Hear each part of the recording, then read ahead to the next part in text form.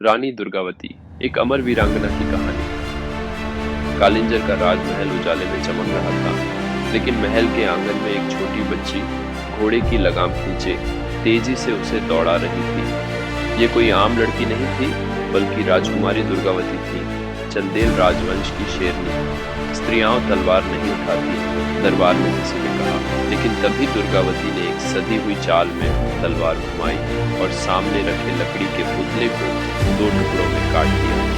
सब चकित रह गए। राजगुरु बोले, यह बच्ची नहीं, युद्ध भूमि की भवानी है। समय बीतता गया। दुर्गावती बड़ी हुई और उनकी वीरता के किस्से दूर दूर तक फैलने लगे। एक बार जंगल में एक हिंसक शेर सामने आ गया। सैनिक घबरा गए, लेकिन रानी ने बिना डरे तीर चलाया और शेर वहीं ढेर हो गया। तब सबने कहा, यह केवल राजकुमारी नहीं, बल्कि भवानी का अवतार है। समय आया विवाह का। लेकिन दुर्गावती ने किसी शक्तिशाली मुगल या राजपूत से शादी करने के बजाय गोंडवाना के राजा दलपत शाह को चुना, एक बहादुर योद्धा और प्रजा का प्रिय राजा। शादी के कुछ साल बाद राजा दलपत शाह का निधन हो गया। अब गोंडवाना की रक्षा का जिम्मा रानी दुर्गावती पर था। उन्होंने न केवल राज्य संभाला, बल्कि उसे समृद्ध भी किया। उनकी नीति और न्यायप्रिय शासन से राज्य में सुख शांति थी। लेकिन ये शांति ज्यादा दिन नहीं रहने वाली थी। अकबर के सेनापति आसफ खान ने गोंडवाना पर हमला कर दिया। हजारों मुगल सैनिकों का विशाल दल गोंडवाना की ओर बढ़ रहा था। दरबार में मंत्रणा हो रही थी। एक मंत्री बोला, रानी, मुगलों की सेना हमसे कई गुना बड़ी है, हमें संधि कर लेनी चाहिए। लेकिन रानी की आंखों में बिजली चमकी। उन्होंने कहा, गोंडवाना की स्त्रियां अपने पति की चिता पर बैठ सकती हैं, लेकिन गुलामी स्वीकार नहीं करेंगी। युद्ध होगा। युद्ध की तैयारियां हुई। सेना नायक वीर नारायण, भील योद्धा और गोंड सेना सब एकजुट हुई। नरई की घाटी को रणभूमि बनाया गया।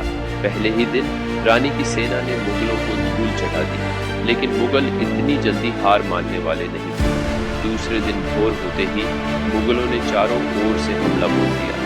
रानी दुर्गावती हाथी पर सवार होकर स्वयं युद्ध भूमि में उतरी। एक मुगल सेनापति उनके सामने आया। रानी ने एक ही बार में उसका सिर धड़ से अलग कर दिया।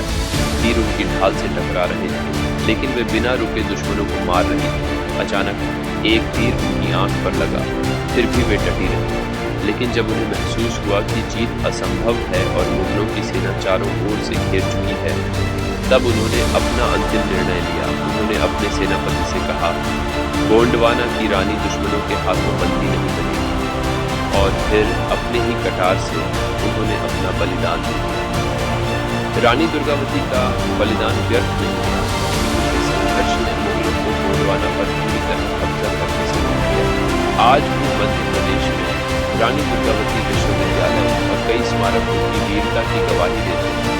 उन्होंने सिखाया कि स्वाधीनता सबसे बड़ी विरासत है। उनका बलिदान हर महिला के लिए शक्ति और स्वाभिमान का प्रतीक है।